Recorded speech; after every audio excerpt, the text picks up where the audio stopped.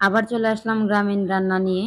কার কেমন লাগে গ্রামীণ রান্না আমি জানি না। তবে আমার কাছে ভীষণ ভালো লাগে। আসসালামু আলাইকুম এভরিওয়ান, কেমন আছেন সবাই?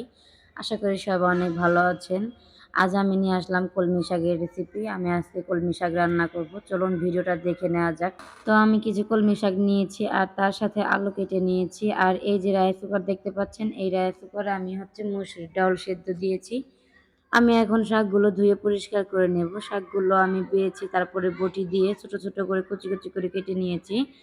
তো তারপরে এখানে চুলায় কড়াই বসিয়ে দিলাম। তার উপরে তেল দিয়ে দিলাম। দিয়ে দিলাম কিছু রসুন কুচি, পেঁয়াজ কুচি, দিয়ে দিলাম কাঁচামরিচ। এটা আমি একটু নেড়ে চেড়ে ভেজে নেব। কিছুক্ষণ সময় লাগবে আরকি। তো অবশ্যই আপনারা এভাবে ডাল বা কলমি শাক রান্না করে দেখবেন। ভীষণ কিন্তু খেতে মজাদার হয়। এখানে আমি দিয়ে দিলাম আদা, রসুন, জিরে বাটা।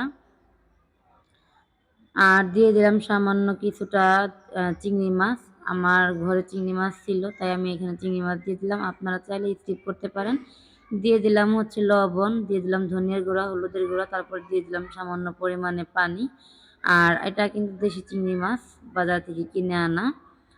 তো তারপরে এই চিংড়ি মাছটা আমি ভালো করে কষিয়ে নেব এখন ঢেকে। তো কষিয়ে নেওয়ার পরে আমি এখানে শাকগুলো দিয়ে দিব। তো আবার একটু নেড়ে চেড়ে নিলাম।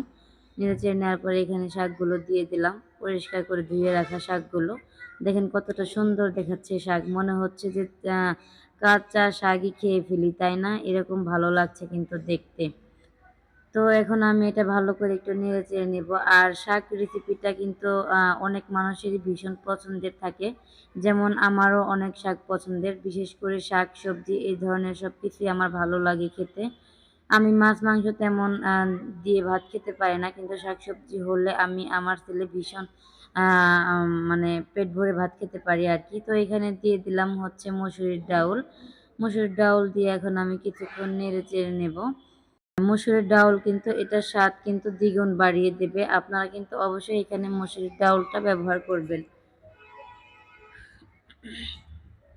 তো আমি একটু সময় কষিয়ে নেব মসুরির ডাউল দিয়ে।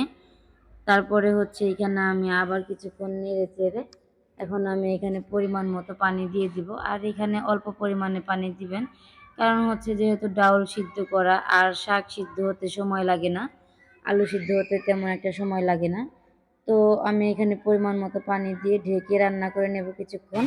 তো এই যে দেখতেই পাচ্ছেন আমার লাস্ট পর্যায়ে। রেসিপিটা কেমন হয়েছে অবশ্যই কমেন্ট করে জানিয়ে যাবেন। ধন্যবাদ সবাইকে। ভালো থাকবেন, সুস্থ থাকবেন। আজকের মতো বিদায় নিচ্ছি।